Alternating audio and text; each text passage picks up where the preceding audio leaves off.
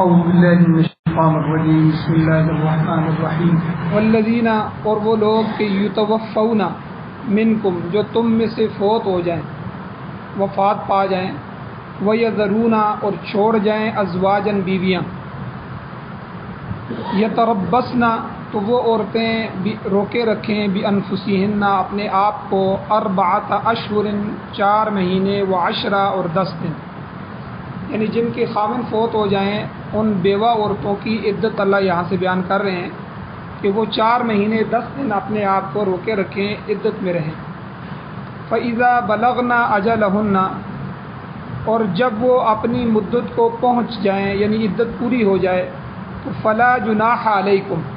تمہارے اوپر کوئی حرج نہیں ہے فِيمَا فَعَلْنَ فِي أَنفُسِهِنَّ جو کچھ وہ عورتیں اپنے بارے میں کریں بالمعروف دستور کے مطابق، یعنی اب وہ عدت کے بعد جہاں ان کا نکاح کرنا چاہیں تو وہ کر سکتی ہیں، اس میں اب کوئی حرج نہیں رہی۔ واللہ بما تعملون خبیر اور اللہ تعالیٰ جو کچھ بھی تم عمل کرتے ہو اس کی خبر رکھنے والا ہے۔ ولا جناح علیکم اور تمہارے اوپر بھی کوئی حرج نہیں ہے، کوئی گناہ نہیں ہے فیما عرضتم به من خطبۃ النساء کہ تم اشارہ کرو اس بات کے ساتھ عورتوں کے لیے پیغام نکاح کا، یعنی نکاح کے پیغام کا اشارہ کرنا تو جائز ہے عدت کے دوران، لیکن عورت کو عدت کے دوران نکاح کا پیغام دینا جائز نہیں۔ یا دوسری بات اللہ نے فرمائی او اکننتم فی انفسکم یا اس بات کو تم چھپا لو اپنے دلوں میں، تو علم اللہ تعالیٰ جانتا ہے کہ انکم ستذکرونہن بے شک تم اس کا عنقریب تذکرہ کرو گے ان عورتوں کا، ولیکن لا تواعدوہن لیکن تم ان سے وعدہ نہ کرو سرا خفیہ طور پر نکاح کرنے کا، الا ان تقولوا قولا معروفا مگر یہ کہ تم دستور کے مطابق بات کہہ سکتے ہو، ولا تعزموا عقدۃ النکاح اور نہ ارادہ کرو نکاح کی گرہ باندھنے کا، یعنی نکاح کرنا تو اس میں تو جائز ہی نہیں ہے، نکاح کی گرہ نہ باندھو، حتیٰ یبلغ الکتاب اجلہ یہاں تک کہ کتاب اپنی مدت تک پہنچ جائے، یعنی جو لکھا گیا ہے 4 مہینے 10 دن یا حمل ہے تو وضع حمل یہ اپنی مدت کو پہنچ جائے۔ وَاعْلَمُوا اور یہ بات اچھی طرح جان لو کہ ان اللہ یعلم بے شک اللہ تعالیٰ جانتا ہے ما فی انفسکم جو تمہارے نفسوں میں ہے، سینوں میں جو چیز تم چھپا کے رکھو گے وہ بھی اللہ جانتا ہے۔ فاحذروہ بس اس اللہ سے ڈرو، وَاعْلَمُوا اور اچھی طرح یہ بات جان لو ان اللہ غفور حلیم بے شک اللہ تعالیٰ بخشنے والے ہیں، بردبار ہیں، حلیم ہیں۔ اور ربط آیات کیا ہے پچھلی آیتوں کے ساتھ ان آیتوں کا ربط کیا ہے، ملاپ کیا ہے؟ گزشتہ آیت میں اللہ تعالیٰ نے یہ سورہ بقرہ کی 234 اور 235 نمبر آیات جو ہیں یہ آج تلاوت ہوئی ہیں، ان سے جو پچھلی آیت گزری ہے گزشتہ آیت میں اللہ تعالیٰ نے رضاعت کا مسئلہ بیان کرنا ہے کہ کوئی آدمی اپنے بچے یا بچی کو اپنی بیوی کا دودھ نہیں پلاتا یا نہیں پلا سکتا یا اس کا ہے ہی نہیں، یا ہے تو نقصان والا ہے وہ اس کو نقصان دے سکتا ہے، یا ہے وہ کم ہے اس بچے کی خوراک کے لیے پورا نہیں ہے، ان تمام صورتوں میں کسی دوسری عورت کا دودھ بھی بچے کو پلایا جا سکتا ہے۔ یہ مسئلہ رضاعت کہتے ہیں اس کو، رضاعت، رضائی بھائی رضائی بہنیں، دودھ پینے والے جو ہے دودھ شریک بھائی دودھ شریک بہن، ٹھیک ہے۔ تو اس کی مکمل وضاحت کل کے درس میں بیان ہوئی، کل کی آیات میں مسئلہ رضاعت کو اللہ نے بیان فرمایا کہ اگر ماں کو طلاق ہو جائے تو بچے کو دودھ کون پلائے گا، اور رضاعت کی مدت کیا ہوگی، کتنے عرصے تک بچے کو دودھ پلایا جا سکتا ہے، اور دودھ پلانے والی عورت کا حق کیا ہے، اس کی اجرت کیا ہے، تو یہ سارے مسائل بھی یہ کل کے درس میں آ چکے ہیں۔ اسی طرح اگر بچے کا باپ موجود ہے تو رضاعت کا خرچہ بچے کے باپ کی ذمہ داری ہے، اگر باپ نہیں ہے تو علی الوارث مثل ذلک پھر اس بچے کا اسی طرح جو بھی وارث ہوں گے وارثوں کی ذمہ داری ہے کہ اس بچے کا خرچہ اٹھائیں،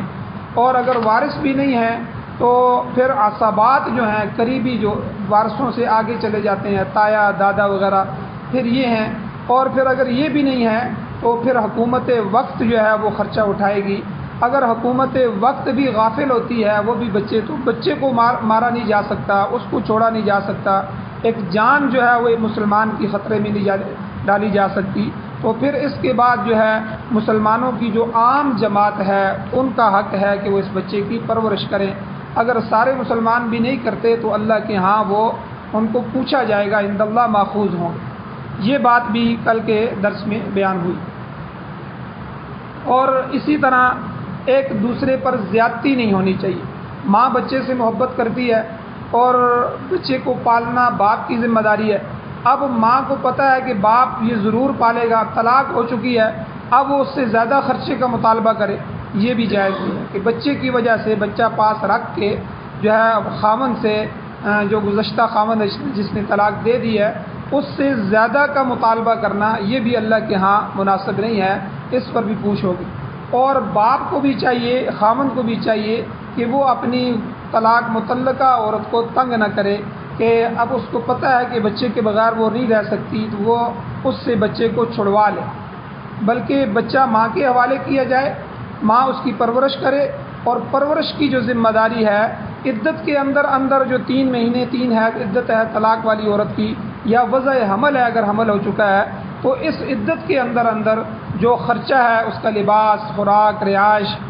یہ تو خاوند کے ذمے ہے۔ اور عدت کے بعد کیونکہ بالکل جدا ہو جاتے ہیں، اب ان کا نکاح بھی ختم ہو جاتا ہے، تو اب جو ہے عورت کا خرچہ تو خاوند کے ذمے نہیں ہے، لیکن جو اس کی نابالغ بچی ہے، چھوٹی بچی ہے، اولاد ہے، بچہ ہے جو اپنی ماں کے پاس پرورش پا رہا ہے، اس کا خرچہ بہرحال خاوند کو دینا ہوگا۔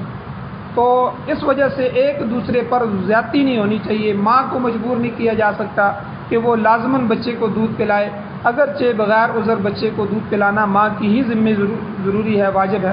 اسی طرح باپ کو مجبور نہیں کیا جا سکتا کہ وہ صرف بچے کے ماں سے ہی دودھ پلوائے، وہ کسی اور عورت کی طرف بھی رجوع کر سکتا ہے۔ اور ایک مسئلہ یہ بھی بیان ہوا کہ بلا وجہ ماں کو بچے سے چھیننا درست نہیں ہے، یا بچے کو ماں کی ممتا کی ضرورت ہوتی ہے، محبت کی ضرورت ہوتی ہے، اس کو پرورش کی ضرورت ہوتی ہے، والد وہ پرورش نہیں کرے گا، اس نے لازماً کسی اور عورت کو لینا ہے، اب وہ عورت اس بچے سے اس طرح محبت نہیں کرے گی، وہ اس کو کھلائے پلا تو دے گی، لیکن وہ محبت جو ماں دیتی ہے وہ محبت اس سے وہ بچہ محروم ہو جائے گا۔ تو اس لیے جو ہے حت الامکان بلا وجہ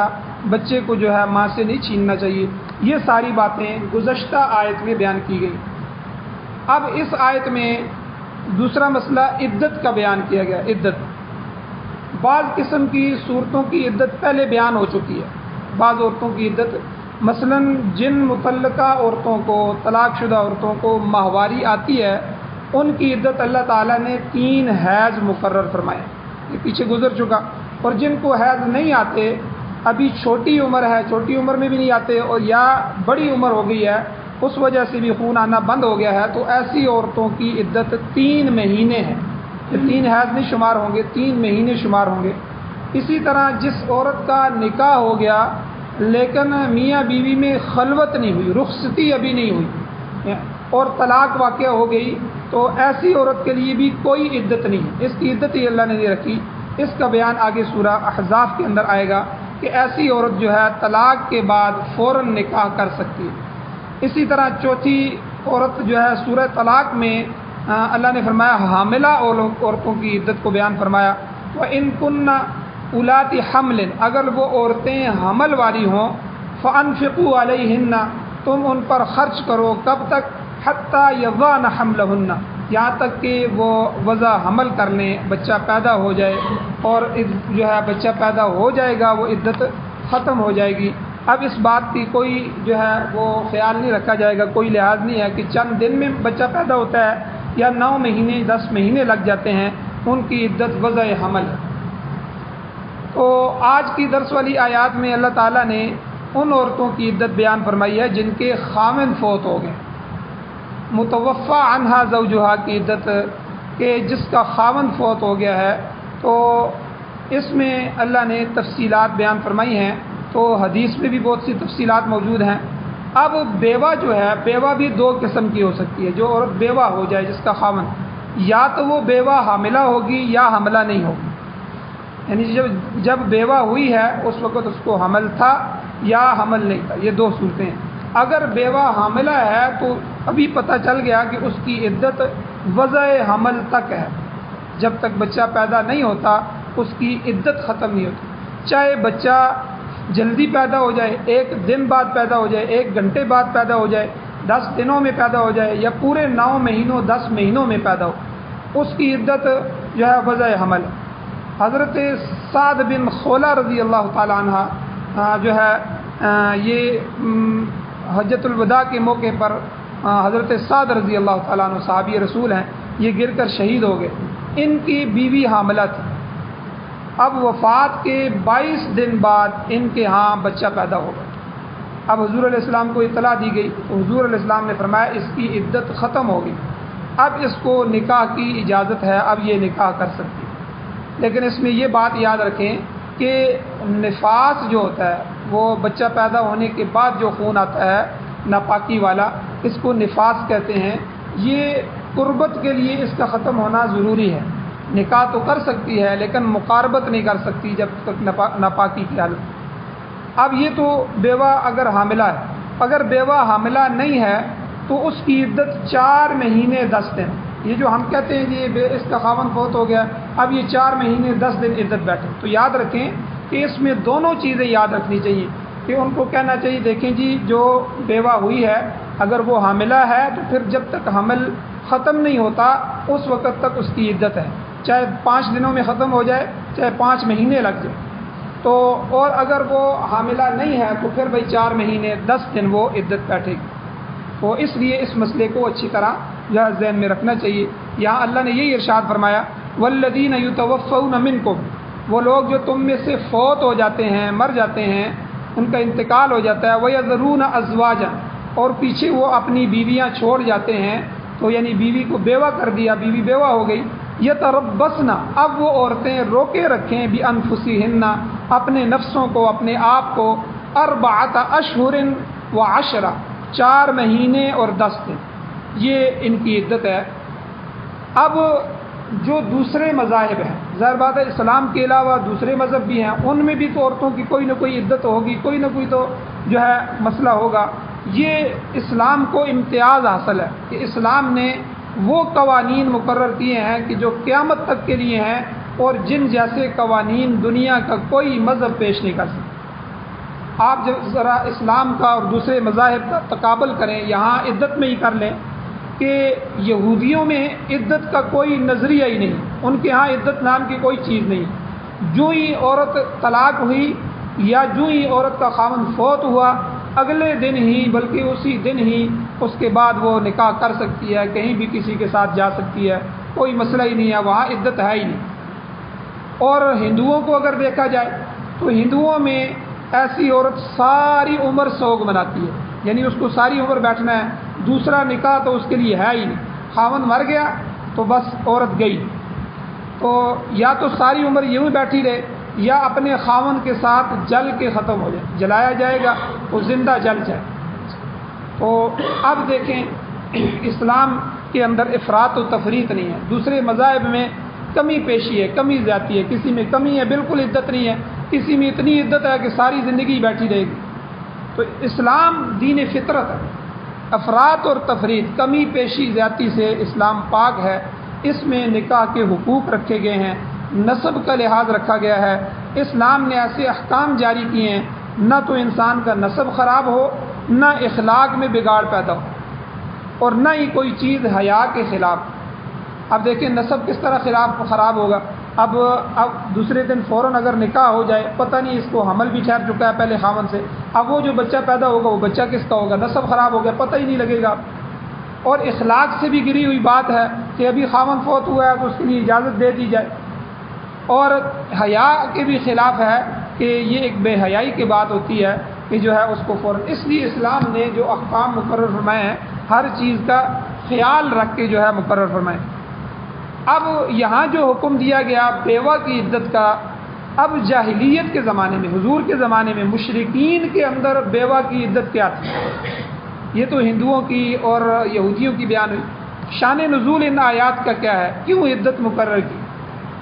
جاہلیت کے زمانے میں بیوہ کی عدت 1 سال ہوتی تھی، پورا سال بیوہ سوگ مناتی تھی، اور مناتی کس طرح تھی کہ یہ عورت، بیوہ عورت عام لوگوں کے ساتھ مکان میں نہیں رہ سکتی تھی، بلکہ اسے کسی تنگ اور تاریک کوٹھڑی میں بٹھا دیا جاتا، وہ کوٹھڑی میں ڈال دیا جاتا تھا۔ اور اوپر سے حیرانگی کی بات یہ ہے کہ پورا سال وہ عورت غسل بھی نہیں کر سکتی، اور اس سے بھی بڑی بری بات حیرانگی کی یہ تھی کہ وہ عورت کپڑے بھی تبدیل نہیں کر سکتی، اس کی بھی مجاز نہیں تھی۔ اور پھر اس سے بری بات یہ ہے کہ اس کو منحوس سمجھا جاتا تھا، یہ منحوس ہے۔ پھر اس سے بھی بری بات کہ وہ لوگوں کے ساتھ مل کر بیٹھ کر کھانا بھی نہیں کھا سکتی تھی، اپنے بچوں کے ساتھ، گھر والوں کے ساتھ، کسی کے ساتھ۔ اب 1 سال گزر جاتا تو اس کو کوٹھڑی میں سے نکالا جاتا، اب اس کو گدھے یا اونٹ پر بٹھایا جاتا، سوار کیا جاتا۔ مسلم شریف کی حدیث ہے،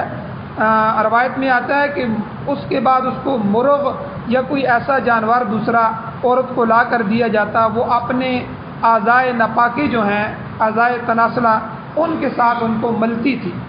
اکثر اوقات وہ اتنا تعفن، بدبودار اور زہریلے جراثیم عورت کو لگ جاتے تھے کہ اس کی وجہ سے وہ جانور فوراً مر جاتا، اتنی جو ہے گندگی۔ تو نہ استنجا، نہ طہارت، کچھ بھی نہیں۔ پھر اس عورت کے ہاتھ میں اونٹ یا بکری کی مینگنیاں دی جاتی تھی، اس کو پکڑواتے تھے، پھر وہ اپنے ہاتھ سے مینگنیاں پھینک دیتی تھی۔ تو اب لواحقین کہتے ہیں جی اب یہ اس کی عدت پوری ہوگی،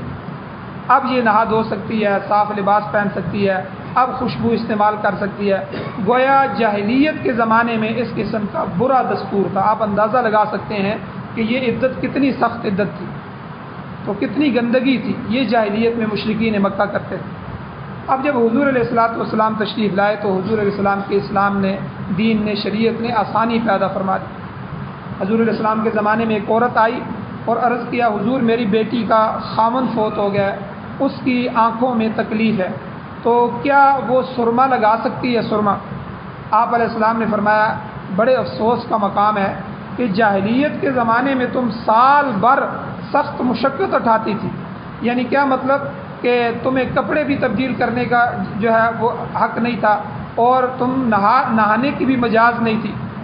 اور اب تمہیں جو ہے اتنا بھی صبر نہیں کر سکتی کہ سرما لگانے کے لیے آ کے پوچھ رہی۔ تو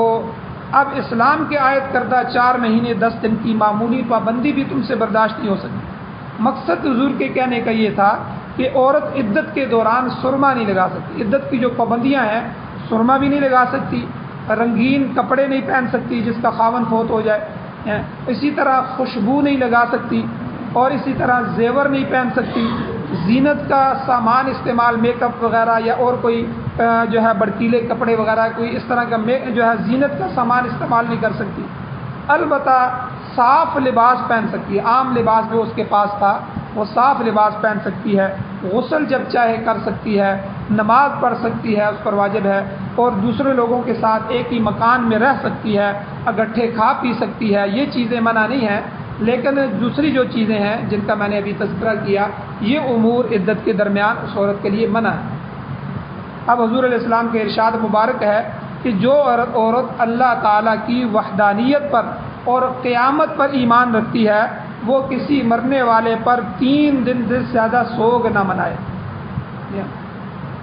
جو عورت، اب دیکھیں یہ عام عورتوں کے بارے میں فرمایا گیا کہ جو عورت اللہ کی وحدانیت پر، اللہ کو ایک مانتی ہے، قیامت پر کہ قیامت آنے والی ہے، مجھے جو ہے حساب دینا ہے، اس پر ایمان رکھتی ہے، تو وہ کسی مرنے والے پر 3 دن سے زیادہ سوگ نہ منائے۔ ہاں جس کا خامن فوت ہو جائے، حضور نے فرمایا 4 مہینے 10 دن تک اس کو سوگ منانے کا حکم ہے، اجازت خالی نہیں ہے، حکم ہے کہ وہ بیٹھے۔ حضرت ام المؤمنین حضرت زینب رضی اللہ تعالیٰ عنہ اور ام حبیبہ رضی اللہ تعالیٰ عنہ، ان کے واقعات بھی ملتے ہیں کہ ایک کا والد فوت ہو گیا، ایک کے بھائی فوت ہو گئے، تو انہوں نے 3 دن گزرنے کے بعد خوشبو منگوائی۔ خوشبو منگوانے کے بعد ان کی ایک بچی تھی، اس کے سر پر بھی لگائی اور اپنے ہاتھوں پر بھی ملی، اپنے کپڑوں میں بھی لگائی۔ اب عورتوں کا مجمع جمع تھا، اس میں اعلان کیا، اس مجمع میں فرمایا کہ ہمیں خوشبو کی ضرورت نہیں تھی، لیکن تمہیں یہ مسئلہ ہم سمجھانا چاہتی تھی کہ دیکھو کہ حضور علیہ الصلوۃ والسلام نے فرمایا کہ کسی عورت کے لیے یہ روا نہیں ہے کہ وہ 3 دن سے زیادہ سوگ منائے۔ جو ہے خاوند کے علاوہ والد فوت ہو گیا ہے، بھائی فوت ہو گیا ہے، بیٹا فوت ہو گیا ہے، کوئی بھی رشتہ دار فوت ہو گیا ہے، تو کسی عورت کے لیے 3 دن سے زیادہ سوگ کی اجازت نہیں ہے۔ ہاں صرف خاوند فوت ہو جائے تو 4 مہینے 10 دن، یا اگر حمل ہے تو وضع حمل تک اس کو عدت گزارنی ہوگی، اور عدت کی یہ جو پابندیاں ہیں یہ پابندیاں اس کو کرنی ہوں گی۔ تو اب دیکھیں ازواج مطہرات نے اپنے عمل سے عورتوں کو سمجھایا۔ 3 دن کے بعد چوتھے دن خوشبو منگائی اور خوشبو کو استعمال کیا، اور 7 عورتوں کو بتایا ہمیں ضرورت نہیں تھی خوشبو لگانے کی، تمہیں یہ مسئلہ سمجھا رہی ہیں کہ حضور نے یہ بات فرمائی ہے کہ کسی عورت کے لیے جو ہے وہ 3 دن سے زیادہ سوگ منانے کی اجازت نہیں ہے، تو اس لیے ہم سوگ کو ختم کر رہے ہیں۔ تو اس لیے ہمارے ہاں کیا ہوتا ہے، ہمارے ہاں تو 40 دن بیٹھے جاتے ہیں۔ اب وہ سوگ چل رہے ہیں جی، جمعرات ہو رہی ہے، پھر دوسری جمعرات ہو رہی ہے، نہ کوئی کام کاج کر سکتا ہے، نہ کہیں جا سکتا ہے، اور پھر 40ویں تک، پھر اس کے بعد تک بھی رشتہ دار آتے جاتے رہتے ہیں، کھانا پینا لگا ہوا ہے جیسے کوئی شادی کا سامان ہے۔ شادی پھر تیسرے دن ختم ہو جاتی ہے، جو ہے غمی جو ہے ہم اس کو 40 دن سے بھی اوپر لے کے جاتے ہیں۔ یعنی یہ ظلم ہے، اور شریعت نے صرف 3 دن رکھے ہیں۔ تیسرے دن غم کو ختم کرو، اپنی دکان کو جاؤ، اپنا کام کاج کرو، بس دعا ختم کر دو، تعزیت ختم ہے۔ تعزیت کے 3 دن ہیں، 3 دن ختم ہو گئے، بس اس کے بعد بات ختم۔ تو غم کو ختم کیا جائے، حکم یہی ہے۔ تو بہرحال یہاں اللہ نے فرمایا فَإِذَا بَلَغْنَ أَجَلَهُنَّ، جب عورت خاوند فوت ہو جائے، عورت بیوہ ہو جائے، اس کی یہ 4 مہینے 10 دن عدت پوری ہو جائے، فَلَا جُنَاحَ عَلَيْكُمْ فِي مَا فَعَلْنَ فِي أَنفُسِهِنَّ بِالْمَعْرُوفِ، اب تم پر کوئی حرج نہیں ہے کہ وہ عورتیں اپنے بارے میں دستور شریعت کے مطابق فیصلہ کریں۔ یعنی اگر وہ نکاح کرنا چاہیں تو اب وہ نکاح کر سکتی ہیں، کہیں نکاح کا پیغام بھیجنا چاہیں تو کوئی حرج نہیں ہے، وہ ایسا کر سکتی ہے۔ ہمارے ہاں اس بات کو معیوب سمجھا جاتا ہے کہ عورت نکاح کا پیغام بھیجے۔ بھائی اگر وہ جہاں بھی نکاح کرنا چاہے وہ خود پیغام بھی بھیج سکتی ہے، کسی کے ذریعے کہلوا بھی سکتی ہے، کوئی حرج نہیں ہے، لیکن یہ حیا کے خلاف ہے۔ وہ اپنے قریبی باپ ہے، بیٹا ہے جو ہے، یا اس طرح ان کو کہے، اور اللہ نے فرمایا ان کو یہ حق نہیں پہنچتا کہ وہ عورت کو منع کریں کہ میں نہیں، تمہارے جو ہے بچے ہیں، یا تم بیٹھ جاؤ، اب تمہارے لیے نہیں، ان کو روکنے کی کوئی جو ہے اجازت نہیں ہے، کسی قسم کی رکاوٹ ڈالنے کی ان کو اجازت نہیں ہے۔ آگے اللہ نے فرمایا فَلَا جُنَاحَ عَلَيْكُمْ فِي مَا فَعَلْنَ فِي أَنفُسِهِنَّ بِالْمَعْرُوفِ، جو کچھ بھی وہ عورتیں اپنے نفسوں کے بارے میں دستور کے مطابق کرنا چاہیں تو اب ان کے لیے تم کوئی رکاوٹ نہیں ڈال سکتے۔ واللہ بما تعملون خبیر، یہ بات یاد رکھنا اللہ تعالیٰ تمہارے ہر عمل کی خبر رکھنے والا ہے۔ اگر رکاوٹ ڈالو گے، عورت کو نکاح سے روکو گے، تو اللہ کے پاس تو جانا ہے، اللہ تو دیکھ لیں گے، اللہ تمہارے ہر عمل کو دیکھنے والے ہیں، خبر رکھنے والے ہیں۔ اگلا مسئلہ آخری یہ بیان فرمایا کہ عدت میں اشارے اور کنائے کی اجازت ہے، لیکن عدت میں وضاحت کے ساتھ جو ہے عورت کو نکاح کا پیغام یا منگنی کرنا یا نکاح کرنا، یہ چیزیں جائز نہیں۔ اگر عورت مطلقہ ہے، طلاق والی ہے، تو دوران عدت تو کسی شخص کو اجازت نہیں ہے کہ وہ اشارے کنائے سے بھی مطلقہ عورت سے بات کرے۔ جس کو طلاق ہوئی ہے اس کو کہیں اشارے سے کہے یا کوئی اشارہ کرے، آگے میں بتاؤں گا اشارے کیا ہیں، تو جو ہے صرف اس کے خاوند کو اجازت ہے کہ وہ دوبارہ رجوع کر سکتا ہے اگر اس نے طلاق رجی دی ہے۔ اگر طلاق رجی نہیں دی، طلاق مغلظہ دی ہے، یعنی 3 طلاقیں گٹھی دے دی ہیں، پھر خاوند کو بھی جو ہے عدت کے دوران اس کو دوبارہ رجوع کرنے کی بھی اجازت نہیں ہے، اور اشارہ کنایا کرنے کی بھی اجازت نہیں ہے، بات کرنے کی بھی اجازت نہیں۔ خاوند کو بھی اس وقت تک ہے جب تک اس نے 1 طلاق دی ہو یا 2 طلاقیں دی ہوں، تو جس میں رجوع کرنے کا اسے حق باقی ہے، تب تک وہ جو ہے اس سے بات بھی کر سکتا ہے، اشارہ بھی کر سکتا ہے، رجوع بھی کر سکتا ہے، واپس بھی لا سکتا ہے، نکاح کو بحال بھی کر سکتا ہے، یہ سارا کچھ کر سکتا ہے۔ لیکن اگر اس نے طلاق مغلظہ دے دی، 3 طلاقیں گٹھی دے دی، یا الگ الگ کر کے 3 طلاقیں دے دی، 3 پوری ہو گئیں، تو اب خاوند کے لیے بھی اجازت نہیں ہے، باہر والے کے لیے تو بالکل اجازت نہیں۔ ہاں اگر عورت بیوہ ہو گئی ہے، بیوہ کا حکم الگ ہے، اب اس کا تو خاوند ہے ہی نہیں، اس نے تو دنیا میں آنا ہی نہیں ہے، تو اس کی تو عدت کے اندر بیوہ کے لیے حکم یہ ہے کہ عدت کے دوران نکاح کا وعدہ کرنا یہ اس کے لیے حلال نہیں۔ کسی سے کہے کہ اچھا میں تمہیں سے ہی نکاح کروں گی، یا کوئی اس کو نکاح کرنے کے لیے کہے، ہاں اگر اسے کوئی ایسا پیغام بھی ملے تو وہ اس کو کہلا بھیجے کہ بھائی میں عدت میں ہوں، عدت کے دوران ایسی باتیں نہ کرو، عدت کے اختتام تک انتظار کرو۔ البتہ عدت کے دوران اشارے کنایہ سے بات ہو سکتی ہے، اشارہ کیا جا سکتا ہے جب کہ اس میں وضاحت نہ ہو اشارہ۔ اس قسم کا ایک واقعہ میں آپ کے سامنے بیان کرتا ہوں۔ ایک عورت بیوہ ہو گئی، امام جعفر صادق رحمۃ اللہ علیہ کے فرزند تھے، انہوں نے اس سے کہا کہ اے عورت، تم جانتی ہو کہ میرا تعلق کس کے ساتھ ہے؟ میرا تعلق حضور علیہ الصلاۃ والسلام کے خاندان کے ساتھ، اور میری قرابت جو ہے حضرت علی رضی اللہ تعالیٰ عنہ سے، تو اس کو بھی جانتی ہو کہ عام لوگوں کے اندر میرا مقام کیا ہے، میرا مرتبہ کیا ہے، میں ایک صاحب حیثیت آدمی ہوں۔ اس عورت سمجھ گئی، اس عورت نے کہا خدا کا خوف کرو، میں عدت میں ہوں اور تم مجھے نکاح کا پیغام دے رہے ہو۔ انہوں نے کہا کہ نہیں، میں پیغام نہیں دے رہا، میں تو صرف اپنی حیثیت کو واضح کر رہا ہوں کہ میں فلاں ہستی سے جو ہے میرا تعلق کیا ہے، میری قرابت کیا ہے۔ اس کو کہتے ہیں کنایتن، ٹھیک ہے، صراحتن بات انہوں نے نہیں کی لیکن کنایتن کی، تو اشارے سے، تو صرف اشارے سے دل کی بات کہہ دے، تو یہاں صرف اشارے سے کہنے کی اجازت ہے۔ مثلا یوں کہے کہ میرا خیال ہے کہ اگر کوئی اچھی دیندار عورت مل جائے تو میں اس سے نکاح کر لوں۔ اب عورت سے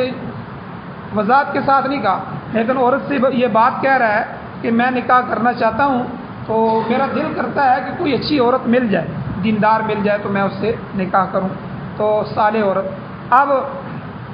یا اس طرح اشارہ کرے کہ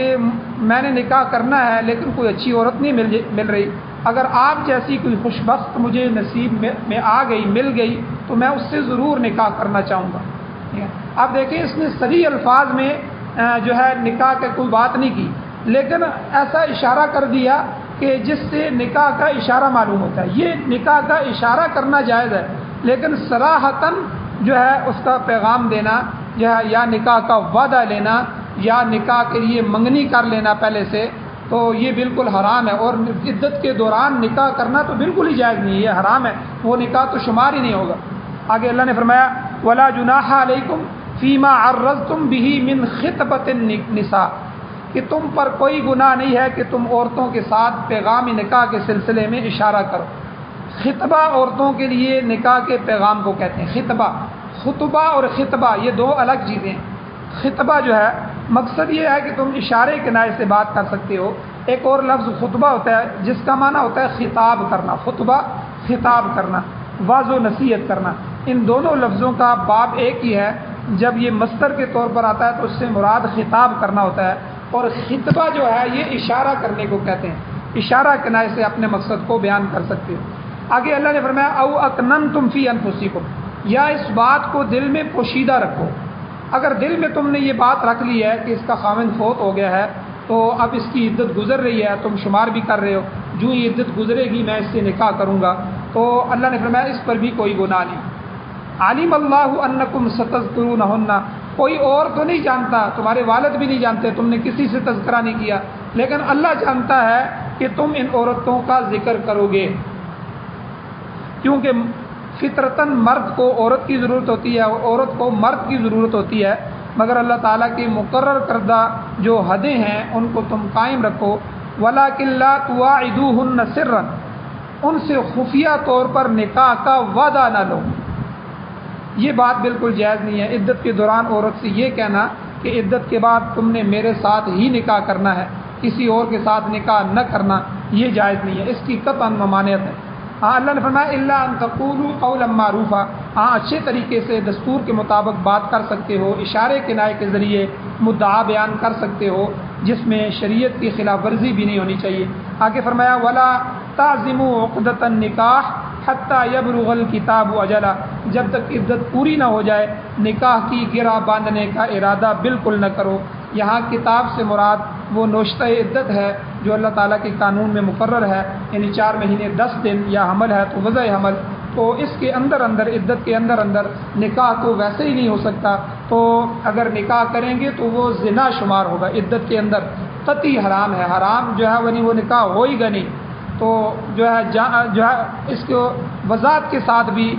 جو ہے اس سے وعدہ لینا یا نکاح کی بات کرنا یہ بھی جائز نہیں ہے۔ آگے اللہ نے فرمایا وَاعْلَمُوا، یہ بات اچھی طرح جان لو، ان اللہ یعلم ما فی انفسکم، اللہ تعالیٰ جانتا ہے جو کچھ تمہارے دلوں میں ہے۔ اگر دل میں بھی قانون کی خلاف ورزی کا خیال ہے تو اللہ تعالیٰ اسے بھی جانتا ہے۔ فاحذروہ، تم اللہ سے ڈرتے رہو، اس کی قانون کی خلاف ورزی نہ کر بیٹھنا، اس کے حکموں کو توڑ نہ بیٹھنا۔ وَاعْلَمُوا، اور یہ بات اچھی طرح یاد رکھو، ان اللہ غفور حلیم، اللہ تعالیٰ بخشنے والا بھی ہے اور بردبار بھی ہے، تحمل والا بھی ہے۔ بسا اوقات جو ہے وہ گرفت نہیں کرتا، ڈھیل دیتا رہتا ہے، جب مجرموں کو پھر پکڑتا ہے تو پھر خوب پکڑتا ہے۔ انسان کو اللہ تعالیٰ کے تحمل سے فائدہ نہیں اٹھانا چاہیے، اس کی وجہ سے لاپرواہ نہیں بننا چاہیے کہ بھئی ایک دفعہ بچ گیا، 2 دفعہ بچ گیا، 10 دفعہ بچ گیا، اب ہمیشہ بچتا ہی رہے گا، بلکہ ایک وقت ضرور پکڑا جائے گا۔ اگر خدا کے قانون کو توڑو گے تو اس کی گرفت سے نہیں بچ سکتے۔ اللہ جل شانہ سے دعا ہے